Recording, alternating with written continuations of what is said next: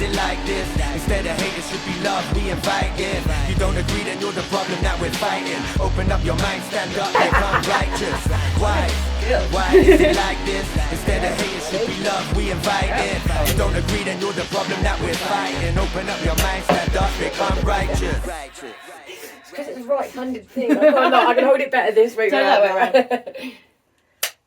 Perfect. Okay. So, welcome again. Episode 3. How have we not given up yet? Because we have adoring fans that are calling for more. We hear you. We hear you in the distance screaming at me. Oh, yes. And here we are. We are people pleasers. We like to please. Oh, definitely. Yeah. Unfortunately, I'm also someone that gives up on things really easily. So this is probably one of the longest things that I've stuck to for. To be honest, the whole of Different Human Design as a brand and a platform, I was determined that this time I wasn't gonna give up, because I've shelved so many different kind of ideas and business plans in the past. So yeah, we're in it together. Yeah. We're gonna see this through. It's so hard at this stage as well, because you're like, we have so much passion for ourselves, and we've got a close group of people that are so like yes, and then we talk to people and they're excited. But this starting stage, it can just, the amount of every time you just kind of question yourself, how long have we just spent kind of just setting up, and there's all the background stuff. It can be quite tedious behind the scenes because everything feels so sluggish, Something that's just like to the average producer or someone that understands this software. Well, got it's just a case of like, somebody's doing that, somebody else is doing that. Yeah. We're doing all hats, aren't we? I'm still like 3 episodes in, actually trying to work out. Oh wait, did I set that up correctly? And YouTubing stuff. Are we recording? Are you recording? We are recording. We're recording now. Yes. Hopefully. Although not abandoned again. Last episode, we should probably address what happened at the end there. Well, we said the word abandoned, and the camera decided that it would take it literally, because that's how we like literal, straight to the point. We said, abandon me. The camera abandoned us. Oh, is it life imitates art? Is that the term? Yeah, something like that. It said it happened, it was a self-fulfilling prophecy. We got abandoned by the battery in my phone. And hopefully, I realise I'm looking at the screen now, it could be off. Let's really hope it could have turned off. Yeah. So we just have to finish this episode in the hopes that this camera's carried on working. Yeah, and everything goes smoothly. So, apologies for last episode, not getting the last of our beautiful faces during the end of it, but let's get into this episode. What is this topic? Identity. Woo! One of our key kind of themes with our brand. I love that platform. It is something that's very at the heart of a different human design, and now of course a different podcast. So I think it's really important that we look at this first of all. Yeah. So by identity, what does that mean? Well, I was literally just while we were setting up thinking about this and thinking, I wonder if identity originally was literally just to identify people, and possibly once they're as in a literal state as well, like physical ID. Because there's ID like is in a name, so you can differentiate it as in your name. But as in like your ID really comes into play. Like when people, I don't want to go like morbid straight away, but for me it kind of just brings straight with ID in a body. Like identification is quite an official kind of term, but yeah. So the black and white sense of identity is very raw, isn't it? It's just, who are you statistically, so that we know who you are and we can kind of tick you off and keep track. You've been born and now you're not here anymore. Yeah, and a very physical sense as well, not internal regarding any of that. Your name, you're given it, aren't you? You don't choose your name. Well, unless you want to kind of think spiritually, maybe somehow you had some kind of say in it. Yeah, maybe there was some journey. You're born on a day, so your identity is almost chosen for you. Those parts, So, but then obviously you come into the idea of, as we grow, we start forming our identity. All these different things at play that help us develop and make us who we are. So, all these things come to play. Identity, I mean, it can be as something as what group you're a part of, religious group. It could be what kind of music you identify as enjoying. Maybe they're your people at that certain rave. Like, could be physical as well as kind of spiritual, and what you dislike and like. A lot of people, their makeup, their hair is their identity type thing. And also kind of like going in almost in a bit of order. which we don't usually follow an order. What is this order you speak I know, of? but I'm just thinking, in your teens, you're not the same person all of the time, are you? And in your teens, you certainly try on these identities. It's like, who do I want to be? You know, went through so many phases. did you? Yeah. So come on then, tell us Chav it. to emo, and then it was specific. None of these words mean the same thing, by the way, anymore. You know, when I talk to my young people and I say about, I used to be a townie, and then I'll say, that's a bit like a chav these days. But then even what chav kind of means these days doesn't mean what it meant when I was younger. To me, a townie back then is what you'd call like a or a normie townie, now. That was it. No, like a normie. Oh, as in, right, like, you might normie, wear a fleece and just some jeans without any pattern to them. Just a very, you've got no style. You're just a townie. Whatever's out in Topshop, you're like, oh, right, I'll and you're buy a townie. that. Yeah, so a townie was always just almost like the opposite to the skater kind of thing. Yeah, I got it confused because I thought it was like, because I hung out with skaters in town and I thought they were townies. Yeah, no, they're skaters. But you again can't mix a skater with like a emo. I went through all these identities. I remember being the chick with the baggy trousers and the studded belt and like the kind of little glovey things here. And have you got any pictures we could insert? Potentially I could have a little look. We'll see what happens. And then even in my early 20s, I'm a bit of a dopamine dresser, which I know is a new term. but I love it, like, because it there's a term for it now, but you've been doing it since. Yeah, like bright colours. I always visually like, you know, different looks. So I was a bit of a chav and a bit of an emo. So somebody called me a chimo, and I was like, oh, but that was in my early 20s, which again, I don't know whether emo and chav even mean the same kind of like thing anymore. So. Yeah, and that term is basically based off of you. I remember there was a guy at my school that we'd call a chimo, and it's almost this idea of you can only be one thing, or you get this branding as two things. Well, not once being to consider by that any identity. other aspect of their life. Yeah. It just was someday you turned up with a bit black makeup, black eyeliner on, and the next day you had like Air Force Ones on, sort of thing, and it's like, that threw people into a nightmare. Like, where do you belong? If you look at fashion now, that's there. If you look at like streetwear, like Louis Vuitton sort of stuff, it's like there's dark fashion, but there's also, it's mixed with this streetwear. It's really popular, and I'm gonna say it. I'm resentful. For all the times that I had black lipstick as a kid, the time I had black makeup, I got taken the mick out of. Fishnet stockings were no. All these different aspects of like shaving the back of your head, the side of your head, getting piercings, getting tattoos. Can I add something onto that as well? My absolute bugbear. When I was younger in my teens, I hated my feet. I hated feet. Like, just ick, disgusting. I did not know where you were going to go. So I used to wear socks all the time, much to my dad and mum's dismay, because they were so embarrassed, even on the beach, right? So I'd literally... Your parents were embarrassed of your feet? No, of me wearing trainer socks on the beach. They're not even idiots. I've got nice feet, but... I'm pretty sure your mum and dad wouldn't do that. No, they were embarrassed about me wearing socks, and I couldn't wear thong sandals because of it irritating him too, because obviously we're very sensory. So I'd wear the sliders, which back then were not in fashion. A slider style, and I would have socks on with it, which again was not in fashion. I didn't care. Like, I kind of stood my ground. I always did that anyway. You know, I got bullied left, right, centre, but I was whatever because that was what I wanted to do. So now when I see adults in socks and sliders, I'm like, you were around when I was around. Yeah. You know that look was not a thing. It was like seen as like you just didn't do it. So now what are you doing? Socks and sliders, man. What? But anyway, that's my rant over. There's a girl I went to school with, and I'm not going to mention names, but she would regularly be like goth, which was never a goth. What? Just like randomly? Yeah, just nasty people that got nothing going on with their life. Just be like, oh, you goth. Forget how. I'm sure there'd be more actual substance to her comments, but that was the underlying message. It's quite funny to do that in the pub now, wouldn't it? We'll like do a pub tour and road trip. Sorry, I completely interrupted there, but then just like there's people who walk by just randomly shout labels at them like bloke. How do you like bloke? Well, you know, like a man's man, like start throwing abuse at them just because of how we've labelled them, like just to see what reaction we get. But it's just strange, isn't it? The school experience. Yeah, sorry, I have no idea where I was. Oh no, I've got no idea. Well, it was to do with the fact that they were shouting, golf kind of thing. Like. This same person now has full neck tattoos with like roses on. They're gorgeous. So they were jealous they couldn't express their style because they were too insecure to do so. They wished they had your kind of, you dared to do it. We didn't see it at the time that we were daring to do it. We just thought, why don't we fit in?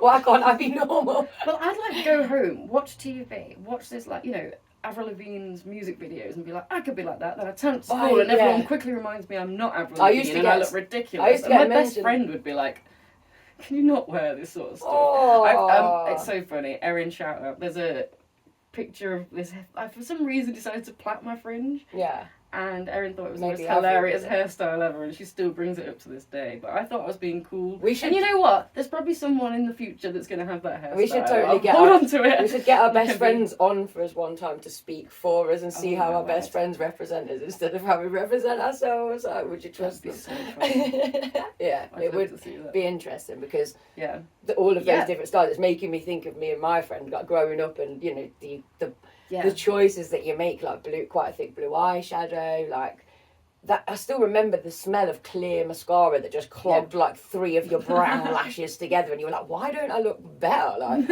I've seen what that girl looks like in the newspaper. Why don't I look like her with makeup on? Like, what is this?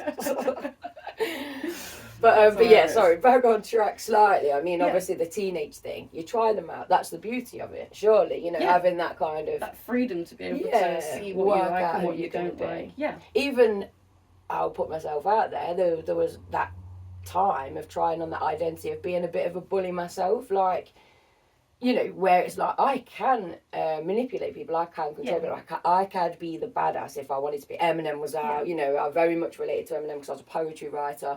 And I've always had, I mean, I've got it tattooed, this feeling of like, am I a devil or am I an angel? And it feels like such a push-pull thing all of the time. Like, as though if I had 2 lives, I would have one life where I walked the path and did very well, and one life where I was like, do you know what, why should I follow the rules? I'm going to be a gangster, I'm going to break the rules. So I definitely tried that identity on in my teens, and it just didn't feel right. I didn't like causing upset to it. It caused upset to me in the long run, you know. And I think it's still important to work out what you're not. Definitely. Like, and I think when we talk about identity, social sciences look at this as 2 different things. There's the personal identity, which is made up of the individualistic traits in yourself. So you look at other people and you say, well, this is what I like, you're different to that. And then we have the collective identity. And this is starting to feel like you are something because you join a group. So an example of that is joining the popular group at school and then suddenly identifying with yourself. That's got quite an allure, isn't it? I'm popular now. Yeah. And again, similarly, if you maybe joined like a group of people that were maybe a little bit harsher to other people and maybe engaged in some bullying, then you can identify with kind of fitting in with that group. Maybe there was some belonging within that. Isn't it? That pack mentality. That pack mentality when... Peck mentality. Pac-Man. Peck the life out of you. Like, chickens are brutal though. I'm not sure I don't know whether I'd like because I was just thinking about pecking. Like a pack is wolves, isn't it? Pack mentality is wolves. They're brutal, but chickens, man. Have you seen the way, you know, if you introduce a new chicken into the pecking order, oof. I can't watch it. In chickens is a real thing, guys. It is. We'll have to get some footage. What do they do? Just peck at each other? Yeah, like one of my mum's poor chickens got so badly like attacked by the other chickens that she was clearly right at the bottom of the pecking order that they pecked all of her feathers out of her back, so she was raw and bleeding. So my mum made her a little leather coat jacket type thing. I'm not even kidding. That's she's brilliant at sewing anyway, so she got this like kind of thick hide kind of material and made like a covering for the chicken's back to protect it, because she was like, that is awful. But I did just think, wow. I mean, she's got a lovely big garden. They're not cooped up, these chickens. It was, you know, it's been a massive learning curve watching how they behave. Yeah, so, but yeah, pretty. Really so the cool. Pecking order, the peck mentality. The pecking order. I wouldn't want to get me. I wouldn't want to get behind the peck mentality. Peck order. No, the pecking order. Pac-Man. Yeah. But yes, the pack mentality. I can't even say it now. So you either identify as the pecking chicken or the bold one at the bottom that's just been attacked fully. And I feel like I was a lot more of that at school, but I do understand how I'd sometimes almost get a kick feeling myself being a bit of a bully. Mm. Well, no, but I think that's important to recognise, because that's why kids do bully. You know, I work in education, and whenever I see a kid being any kind of abusive towards another peer, I know there's something underlying there, rather than I think, ooh, what a horrible person. I just think, what is causing that behaviour? When I think about my time at school, it wasn't necessarily, my mouth didn't run at other kids, it went to teachers. And it wasn't necessarily in a rude way. It was like, simple things like you can't go to the toilet during a lesson. Mm-hmm. Okay, Which I great still rule. don't like that anyway. Great rule. I need to wee. What do we do? Yeah.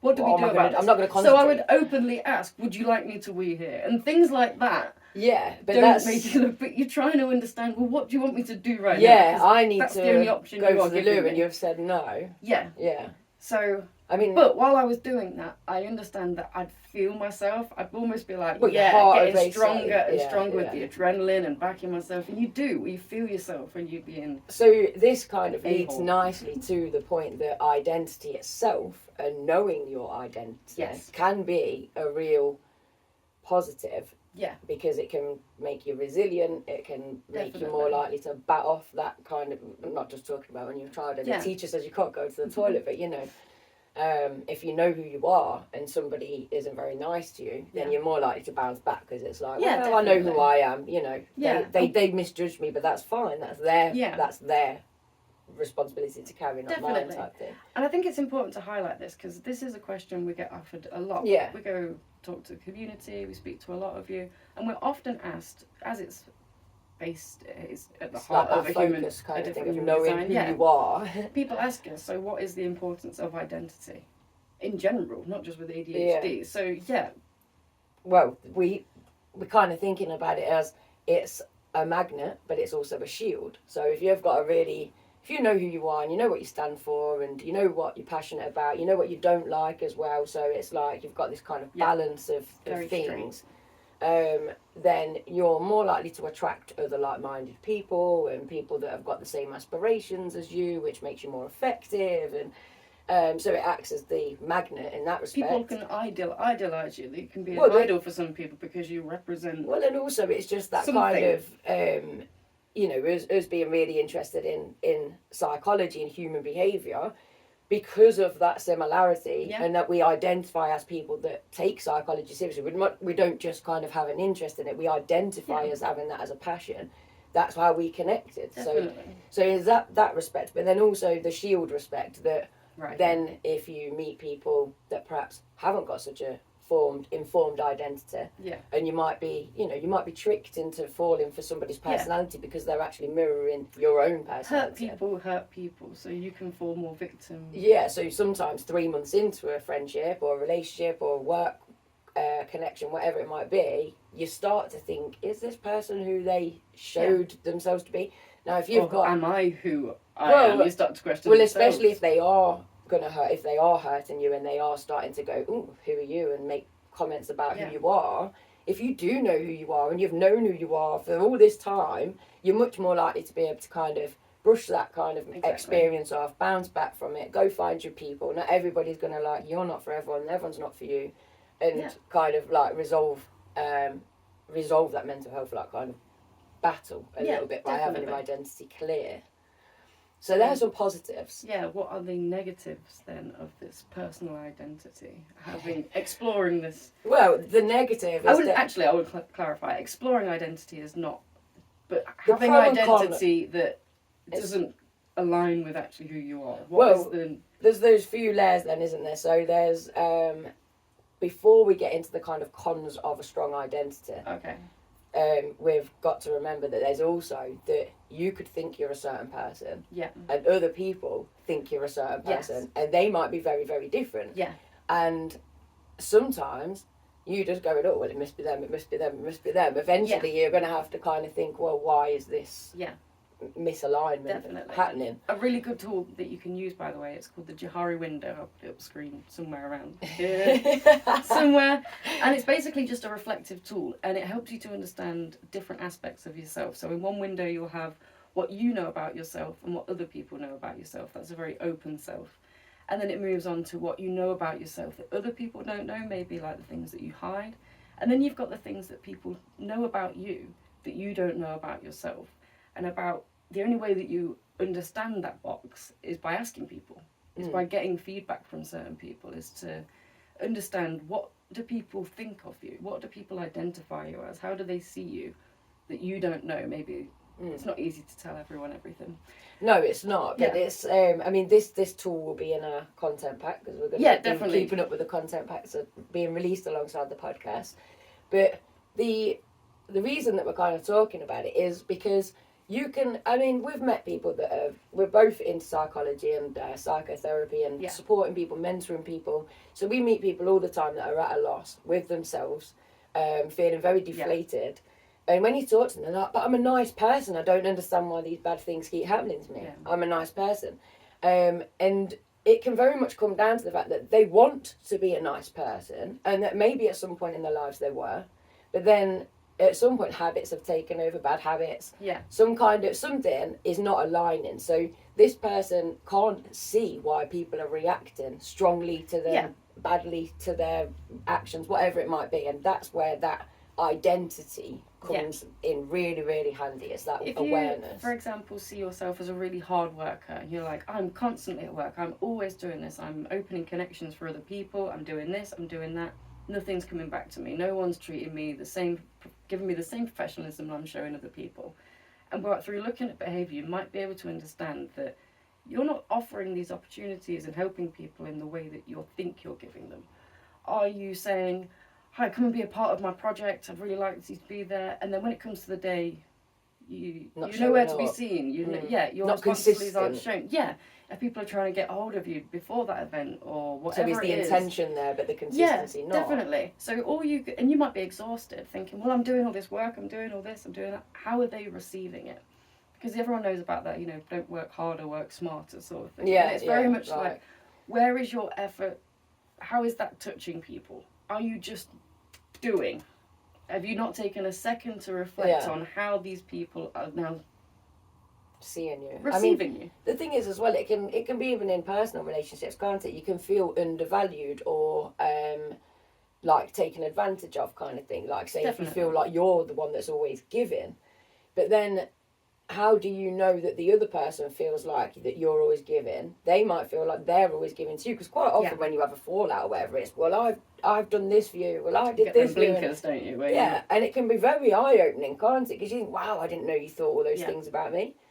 Why are you thinking all those things about me? And then it's like, what about my behaviour gave you that impression? And it is that kind of very sticky territory of, are you under the spell of somebody that is kind of manipulating you, or are you in a position that you can that you should be walking away, or or should you be working on yourself? It's so that idea, that's what we're all about, is kind of exploring it. A strong enough identity that you know who you are, and it cannot be wavered by someone else throwing any kind of, I don't know, insult or abuse maybe at you, but having that ability to the flexibility to be able to reflect and to constantly develop yourself, because times also change. You might have found X joke funny at one point, but realising that times change and reflecting on why that joke might not be funny now, rather than just arguing why it was funny at the time and comedy's changed, blah, blah, blah. Just say, what, I did find that funny. However, I realised that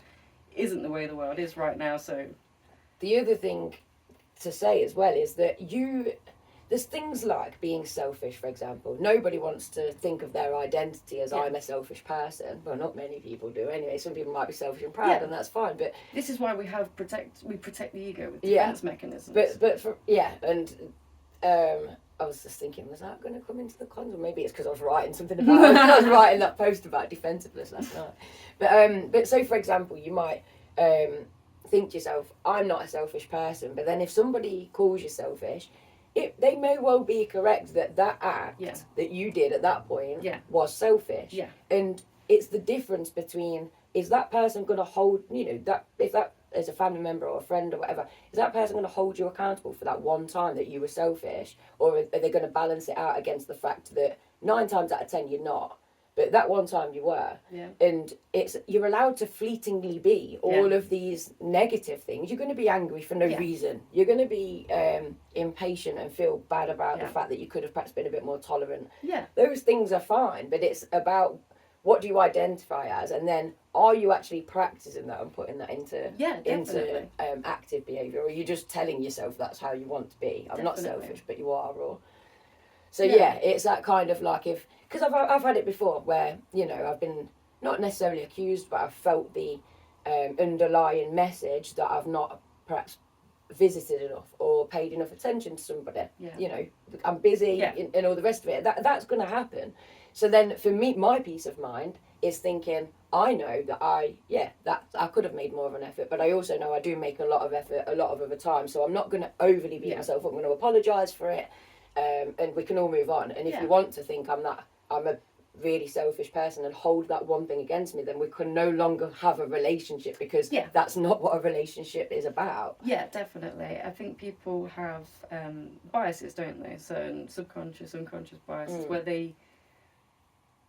Well, they say that you can only see what you are. So essentially, if you are really offended by somebody's selfishness, then the fact you're focusing on that flaw can kind of indicate that might be something about yourself that you feel embarrassed about, or that you want to work on, or that doesn't align, or there's something. It takes one to know. There's like a lot the of fact truth that you're in identifying that so much, and I'm very guilty of that. I use that as a tool, though. Yeah, I first check, wait, do I do this? Yeah. And I instantly can think of multiple times that I'm and it very allows you to be about. a bit more tolerant, that we're all human. Exactly. Your identity can be the nicest, most peaceful person in the world. Catch me on a bad day and I might give you the V. Yeah. You know, but it is definitely. It's a momentary slip, Definitely. but nobody is going to keep a perfect identity, and that kind of goes into one of the cons of it, doesn't it? That if you put an identity up of a perfectionist, for example, because you're overcompensating with ADHD,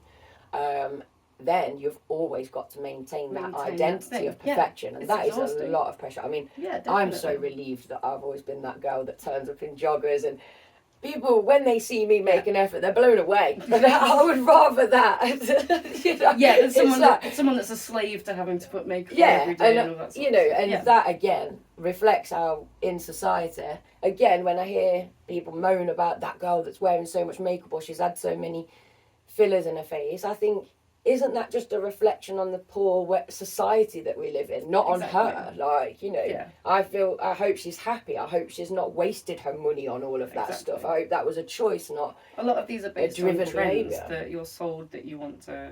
And like, men are very insensitive when they women need you, but then they'll go and pick search that for girl. porn with and that extremely girl fake looks boobs like that, so you strive to please what you think the person that you want to attract wants, and what we've led to believe they want is one thing, but what they say they want is another bit. Is it what they want to show their friends that they've managed to get is one thing, what they actually want is another. And that's really hard. They don't want makeup makeup on the shirt. Especially as a woman growing up, you're trying to work out, am I pretty? Am I attractive? Am I going to be attractive to the person? And that becomes a huge focus on your life. Should I do this? Should I wear this? Should I wear... What's going to attract the other person? And I wish someone would just have pulled me aside as a kid and been like, he doesn't care. Yeah. The right person for you will be over the moon with you. I had people tell me that, and you don't believe it. So it doesn't matter even if somebody does. As a young person, you don't really understand what people are saying. You're just so caught up in your own. But also, when I was younger, I was told a lot, and I was very fortunate that I was being brought up in a family that wanted me to be academic and to strive, and my grandma loved reading and I loved reading, so it's something that we shared. And I think it was probably my grandmother used to say a lot, but be more than just beauty, because there's got to be conversation behind the looks, and be brains over beauty and that kind of thing.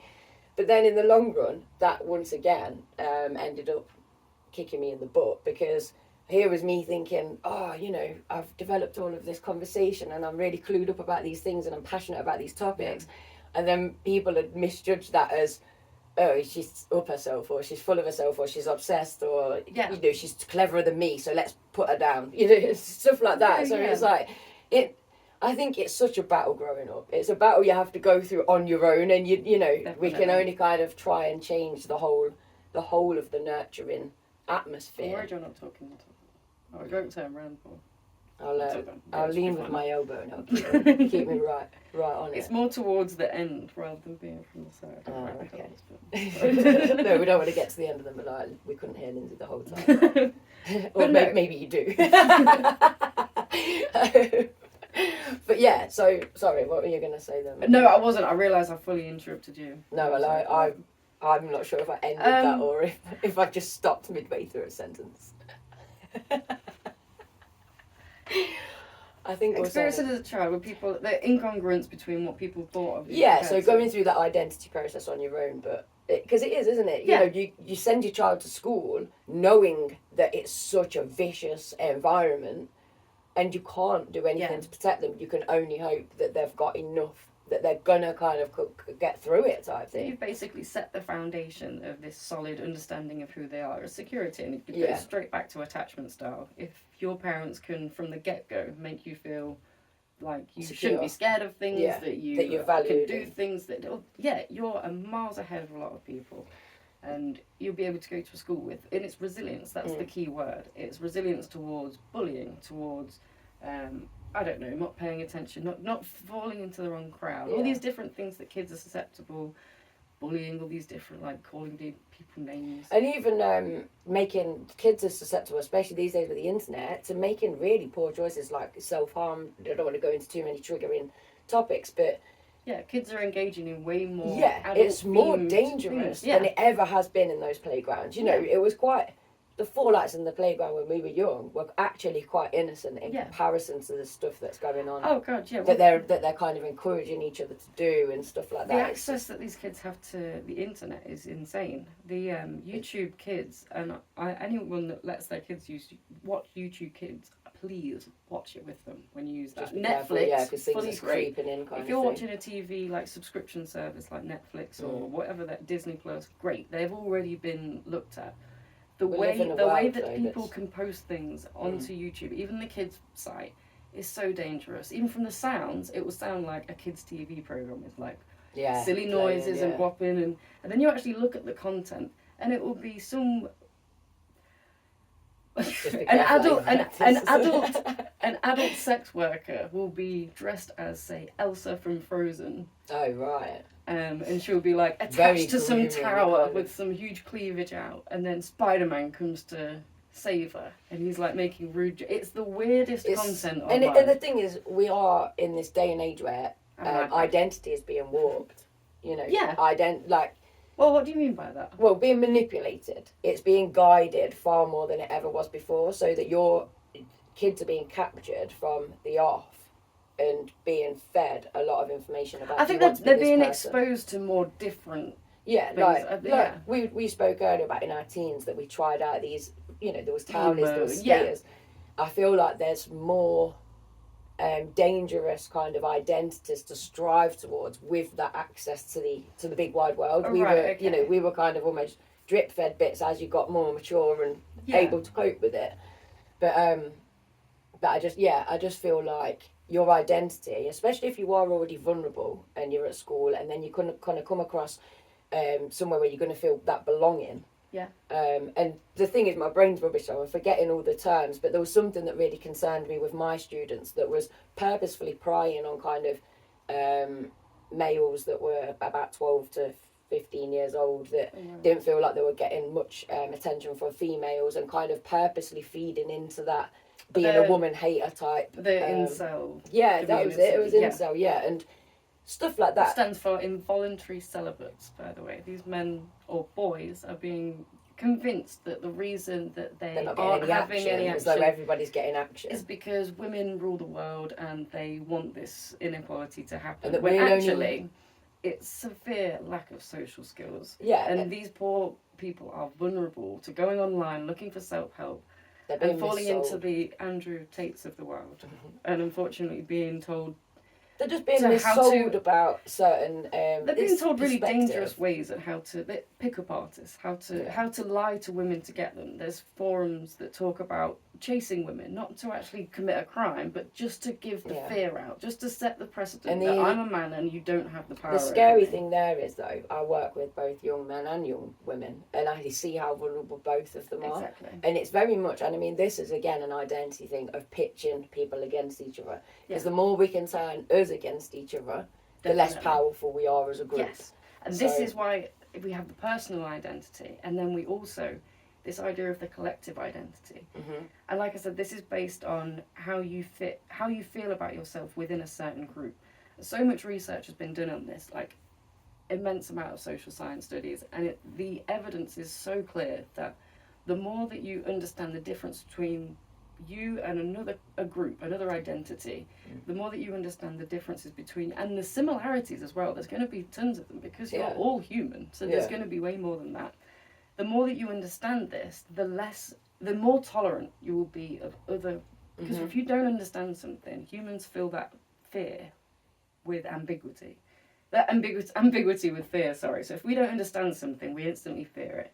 Just by gaining a better understanding and maybe trying to relate, because it's shown that we can relate to things a lot better when you find an aspect that you see within yourself. So this kind of is leading into the cons, isn't it, of the identity process, that although having a strong identity is really important for so many reasons, that it's too rigid. Yeah, you can end up being like, well, you're of this identity, and I'm of this group, and I'm of this group. And when we were talking earlier about about what you just mentioned, Frank just went blank there. But that we were talking about what you were just saying. Don't make me say what it was. I don't remember. We were saying about that's purposefully used in the news and things like that. It's shown that you don't feel the empathy for other humans because they're of a different colour, or living in a hot, dusty environment instead of a green, lush environment. A really good example of this is the Ukraine war. When that hit our screens, it was constantly in the news. Everyone was... However, that same thing has been happening in Afghanistan, Iran, for the last 20-odd years. But because we see these almost like mud huts and people dressed in attire that we would wear, to it. You almost see... Well, it's not... Well, that's how they live anyway. And there's this amount of disconnect that you can have from a situation. But the thing is, and the world thrives off that at the minute. And exactly. This is kind of one... As much as we want to highlight the positives of identity, a lot of it is that kind of remembering that... your responsibility to the human race exists. Definitely. It's not all about I identify as human, and the more people identify as human collectively, rather than I am a feminist that cannot engage with this incel. Like it just we need the even the if you don't to agree with somebody's views, you can still be friends. I can understand that as a radical feminist has joined that side, but just for the exact same reasons that an incel has joined that side. Yeah, they feel it is this lack of guidance, this poor education. You can always guarantee that both these sides are going to come from lower backgrounds that feel unfairly treated. And through having this lack of a voice, they find these communities. That makes them feel valued and feel like they've got a voice. And they only find these communities because the rest of us are shutting them out. No, you're an incel. You go over there. No, you can't. If you're a guy, you're at school and you're laughing at another guy because he's got a shit game. Believe that. If you're like, oh, you're a nerd, you wear this or whatever. The chances of him developing the social skills to go out and actually talk to women and understand and learn the correct way to go about this, rather than go online to a community of other people that have been othered.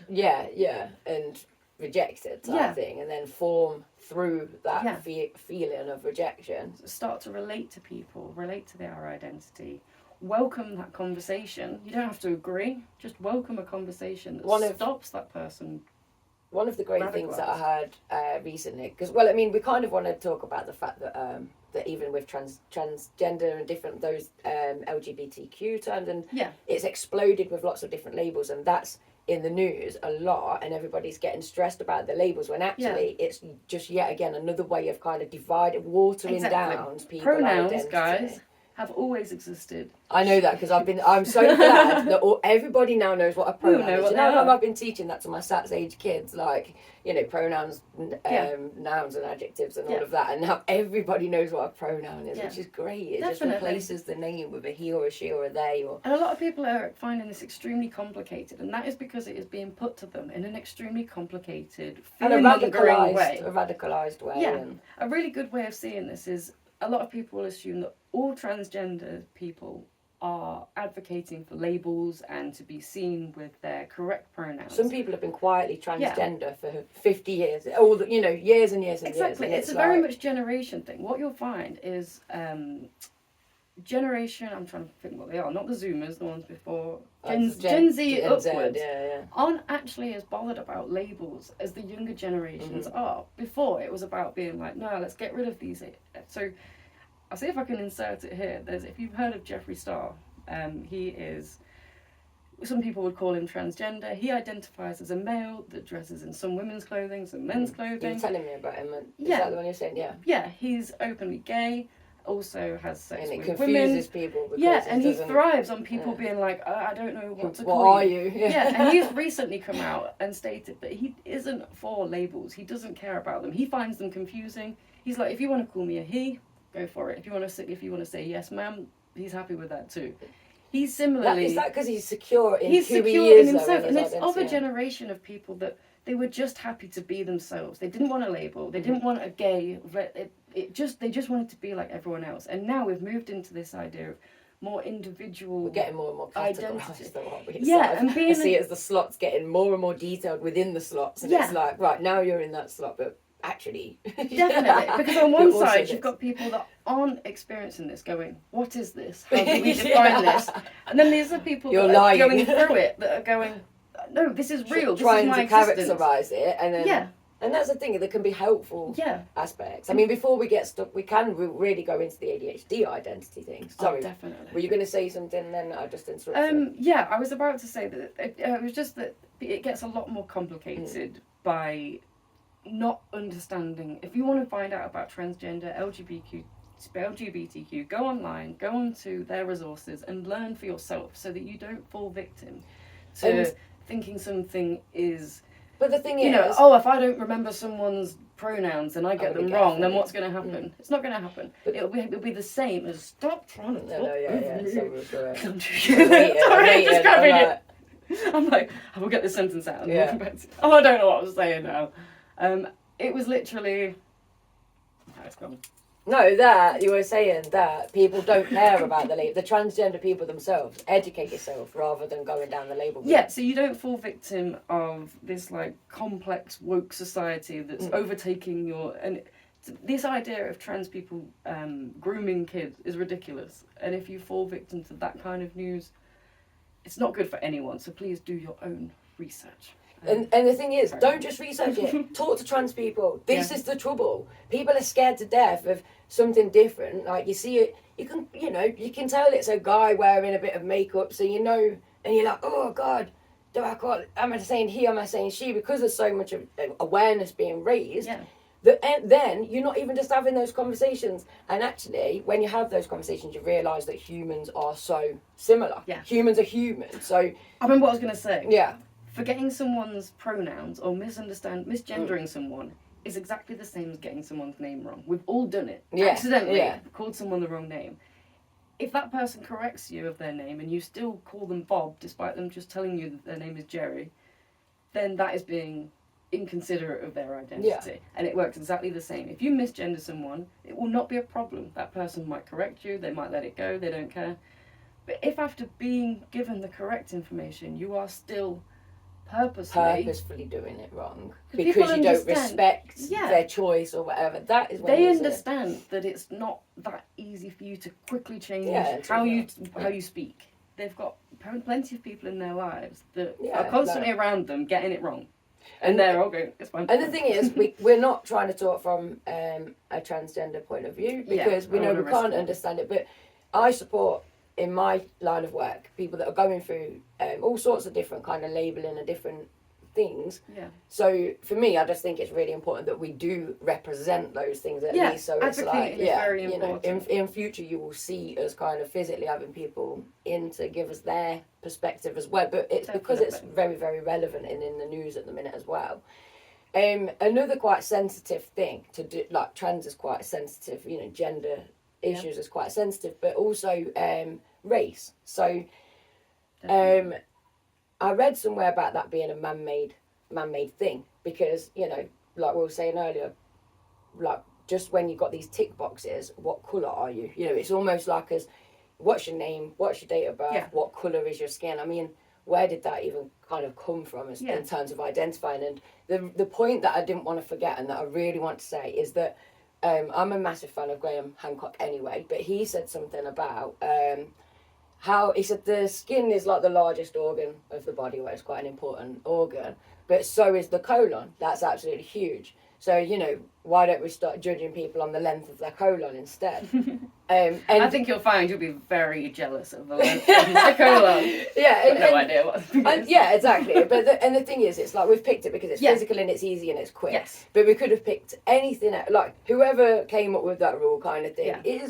It's about the con of identity can be this divide and conquer thing, and then it can be a case of I don't relate to a person of this skin colour because I've only been around people of this skin colour and I don't identify as this. Yeah. And then you don't have those conversations. So those big divides get deeper and larger. Yeah. And actually, communities can cross over and still have their identity, their culture, their rituals, their beliefs, whatever you want to do, your traditions. But it doesn't have to be so like fearful kind of thing of not like, at all. As soon as you just or weaponised. experience someone else's culture just for a short amount of time, you start to realise that the biases that you had against it, there's certain aspects of like, I think the Quran is a really like often misrepresented text. It's like, oh, it stands for multiple marriages and doing X, Y, Z.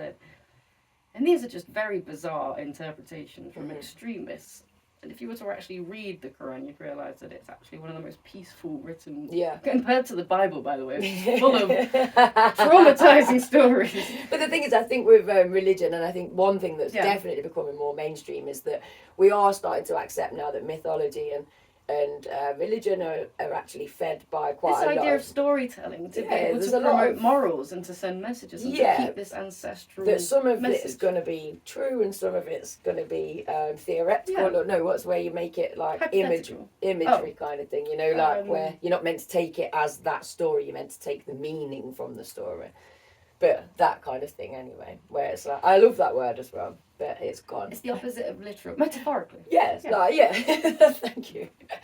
Grabbing that out of the air. I knew it was when people say, I literally jumped over the table, and it's like, you didn't, you metaphorically jumped over the table. It's because like, you just ran round. Those exaggerations, I love it when my mum really exaggerates things, and it's like, so we laugh at it. So it's like, I'll just repeat it back, like, oh, you did that like however many times did you? Yeah. Someone says something silly, if you don't know how to say like, what you just said was really stupid. That's rude. You don't want to say that to someone. Exactly. Just repeat their exact words back to them. Quite funny. It's my favourite tool ever. Yeah. Just with gaps in between. The thing, What did Anna said something the other day? I can't remember what it was. Oh, I'm just trying to find Google. I just looked up trying to find Google. Yeah. What do you mean? Where is it? I'm going to say, I'm not sure that was even an exaggeration. I think that was just one of those brilliant sentences that you're like, how do you find Google? Like, baby brain. Yeah, definitely baby brain. We'll give her a break there.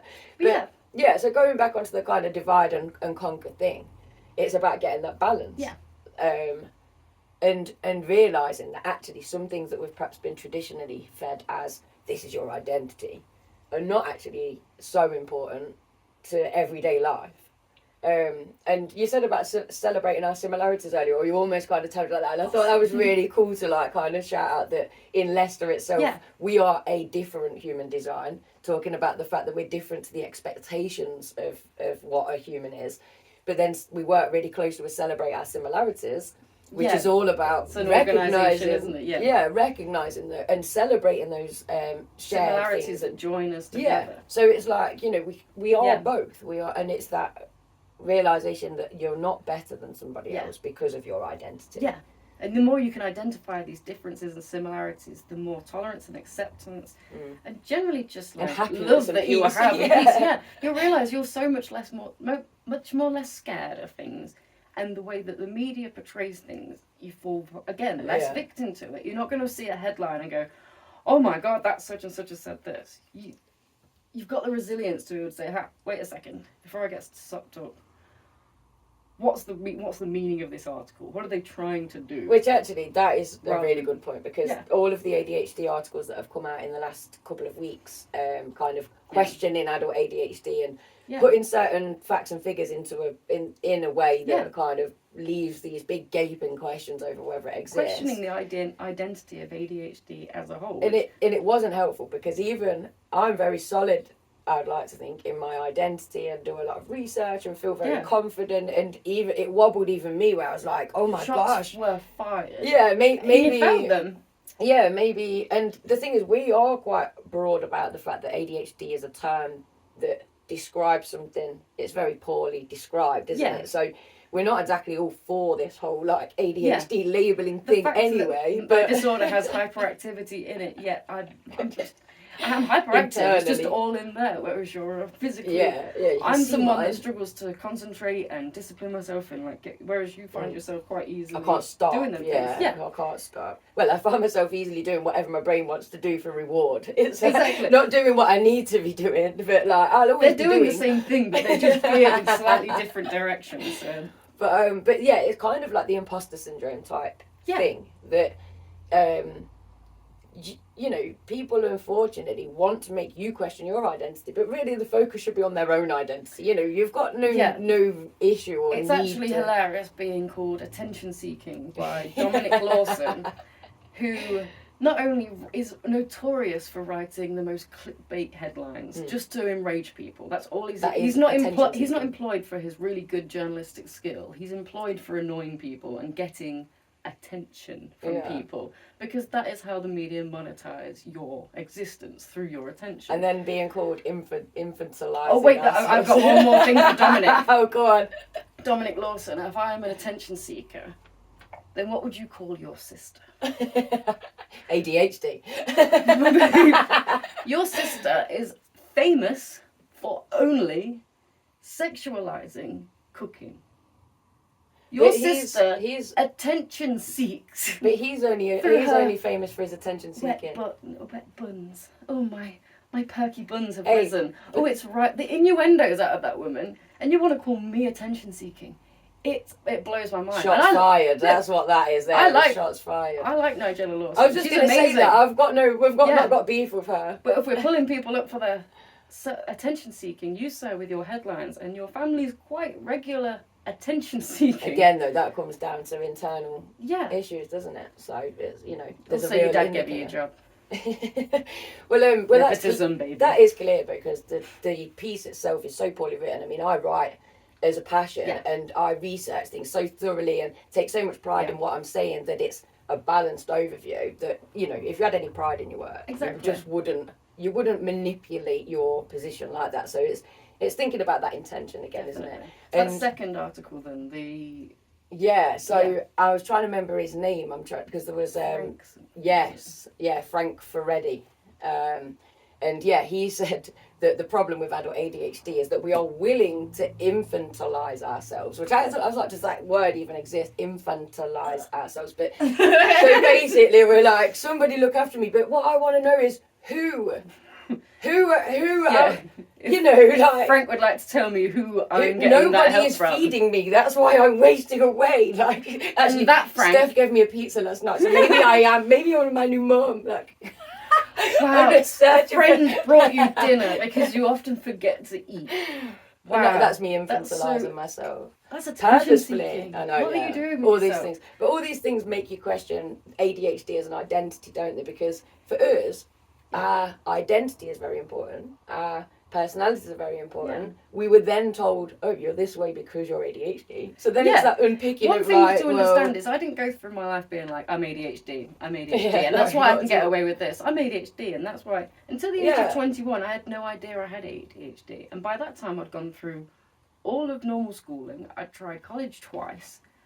And still by that point, I was just under the illusion. My identity was formed by me being stupid, by not being good enough, not being able to concentrate. All these different aspects that weren't adding up to me being good at school. You gain that identity of that I'm just not going to be clever enough. And as soon as I got my diagnosis and I went to university and I'm proving I'm not dumb. I had ADHD. And learning you have ADHD as an adult is basically just figuring out, like, it's like flashbacks. Every so often you're like, looking back on your whole life. And like jigsaw puzzles are just clicking into place slowly but surely. And you're like, that was there, and that's why that happened, because and the thing is, for me as well, I actually worked in education, was doing all of this diagnosing of young people, supporting young people, putting action plans in place, without realising I knew I had this connection to them. I was like, and in my head, it was like, I'm so good at this job because they recognise themselves in me, and I used to be a bit like them. Maybe I used to be ADHD, at that point there was still Yeah. no talk about adults to have be brought ADHD, it yeah. through, you know, that you grow up with Yeah. it type thing. If you go on And- the NHS for advice for ADHD, Yeah. there is pages and pages for children, and then you get this 2 sentences And it's not for really a for very adults. good understanding of it, because even in my 20s I didn't realise it was impacting me. Now I'm in my 30s, it's a bit more obvious, but hold on, there was something that I was going to say. Oh yeah, that was it. So and it's quite a good point with the identity and whether your label becomes your identity. So, and another shout out actually to a great platform which is Autistic Not Weird. So I first met Chris Bonello when we were teaching, and our paths crossed in our teaching careers. And I think he had his t-shirt on that said Autistic Not Weird. Now at that point, so this shows how recently that kind of penny finally dropped about adult ADHD. At that point I said to him, oh, what happens when you're just weird?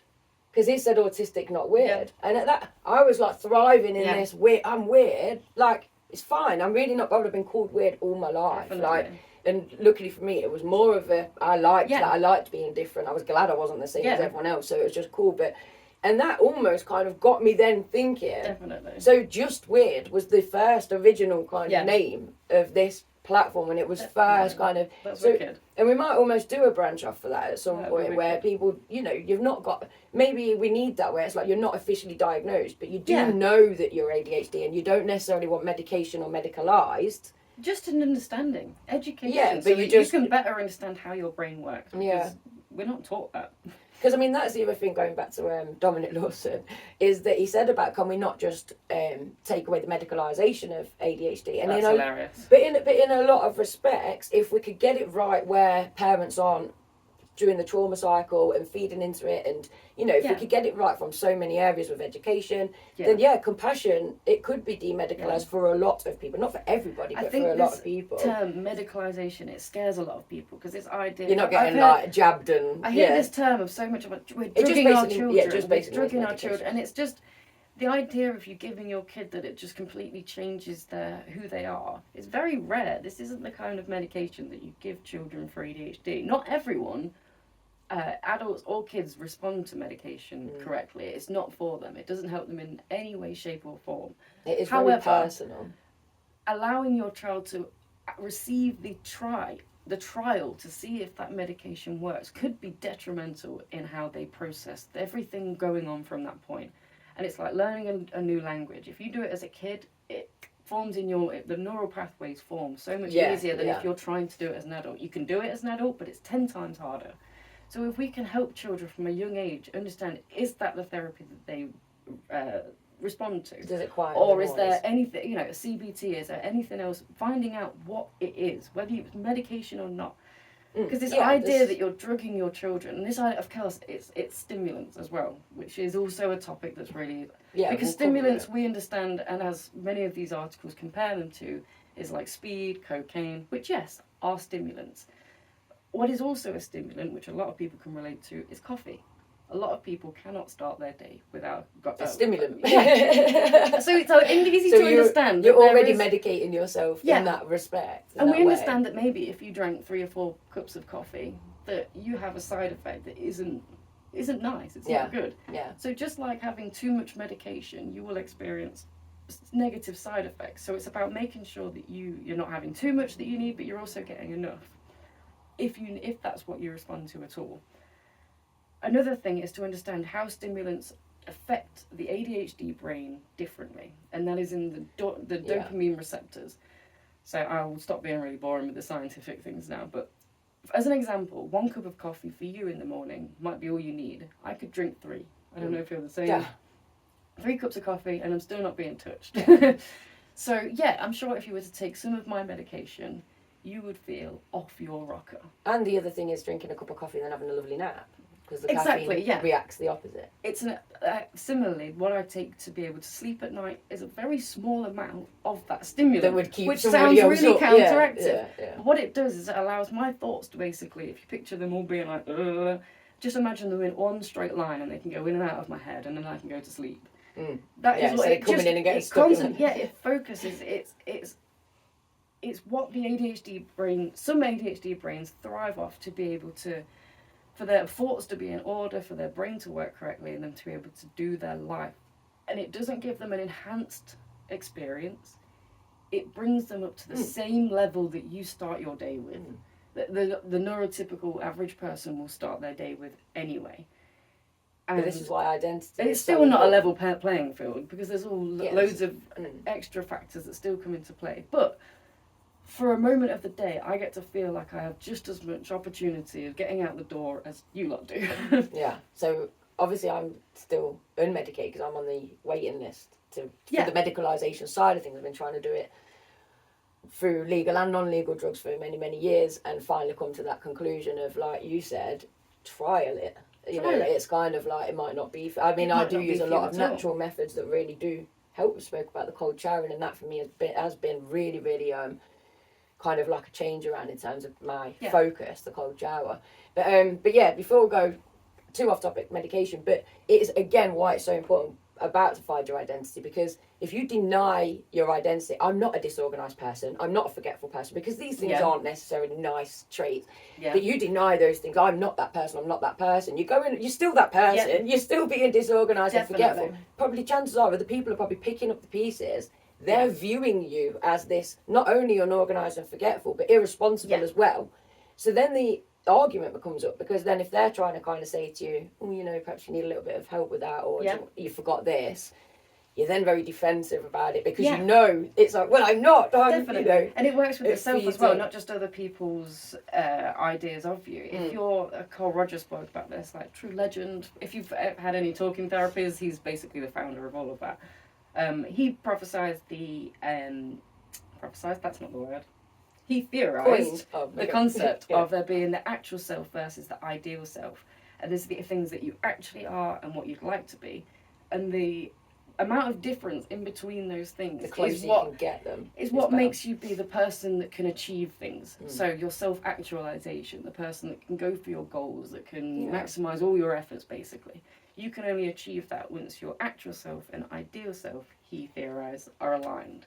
And so if you're, like you said, I'm not forgetful, I'm doing this, and you're not aligning yourself with putting things in place to support the forgetfulness, and accepting that, rather than just defensiveness, I don't have that problem, or yes, I have that problem and other people should get over it, because or so does everybody. So does everyone. Because I remind people constantly that your own mental health issues, things that you were dealt in life, the cards you were dealt, are not your fault, but you do have responsibility to make sure that others are not affected by your trauma. Yeah, sorry. Definitely. Sorry, not sorry. But it's kind of we're hopefully all facts, no printers. Yeah, and the thing is, though, it's like we're hopefully sharing that positivity that you can exert a level of control and you can take back those reins. And one of the things that strikes me from that is that I've done a lot of work around peace of mind and living in a peaceful kind of. I've spent a long period of my life containing a lot of frustration and a lot of impatience and stress and anger and stuff like that, and I'm done with it. So now I've got a lot of tactics in place, but if I'm in the car, and that's one of my real triggers for road rage, when I've had an epic attack of like swearing and everything, I then beat myself up, because that isn't who I want to be. And I wouldn't see my identity as a flying off the handle kind of person, or a horrible person that I would shout at someone and call them names. Reflecting on that impulsive moment almost makes you feel like that wasn't me. But in that moment, I'm so ashamed of that element. But it is part of my identity, and it's like I'm working on it, and it's like, but it's, again, it just comes down to that you can fleetingly still be these things and still proudly, because again, the imposter syndrome thing. So I want to be proud that I'm a peaceful person, but there's going to be people out there that don't think that have had an experience with me where I've not been peaceful at all. So it's very much about that kind of like, just that awareness of the fuller picture, that it's people not just about your entire book by the one page they met you on.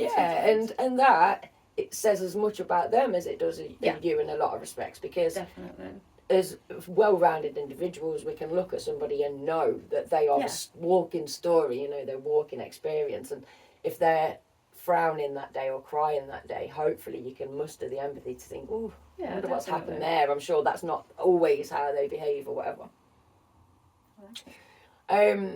How far in are we? What are we looking at for Well, 1 minute, 1 hour 7. I think we should. Oh, it's perfect. Yeah, I mean, we've literally covered all the bits that we kind of wanted to cover. I think one thing we should ask you guys, if you want to try doing, make a list of everything you identify as. So, as an example, woman, I don't know, we're going to go to ADHD. Straight. Brunette. Yeah. Straight or... Someone with piercings. Someone that enjoys... What's your... reality TV. Sexuality, like straight kind of thing, like rather than... yes. That's Straight. identity, isn't it? Rather than... Straight, but not scared of...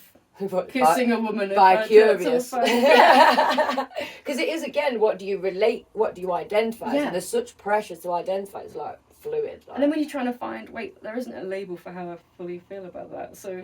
Well, that again, though, is like, am I a woman? So once, just quickly, I asked my crystal when I was, my dow's on, I was trying to tune it in to know which way round was yes and which way round was right. And I asked it, am I female? Because I thought, well, then I'll know which is yes. And it swung for I don't know. so this whole I like that though, this idea of like, yeah. It didn't know. Yeah. So it's kind of that whole thing of I've been brought up to identify as female, look like a female. People judge me as a female, but am I? It took me a while to identify as a female, which is crazy because I am biologically a female. But this understands that if someone with a different body understands, if someone with the actual body can not struggle to relate to feminist or feminine, yeah, we are feminists. Then we are feminists. And they create you to be feminist. So there's what you label as feminist. Yeah, feminist for sure. Or equality hunter. Definitely. Like, you know. Professional. So all of these car things driver. I want to hear. A daughter. There's all these different things, that communities and things you identify with. Being shy. We can then kind of produce a whole list of the things that's like, these are what people hold important as identity. We'll give you factors. A page of it in the well, we did the mask project last year, so maybe we'll kind of bring back... That'd be really fun. Yeah, make it an annual type thing somehow. But yeah, go away, have a think about your identity. Think about the things you are, things you aren't, just things as you important. Want to be. Things you want to be. Things you would like to become. And how does the actual self and ideal self align? Well, and on that note... This has been different.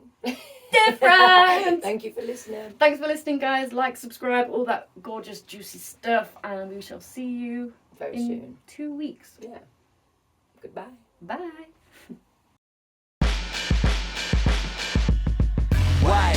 Why is it like this? Instead of hate, it should be love we invite in. You don't agree, then you're the problem that we're fighting. Open up your mind, stand up, become righteous.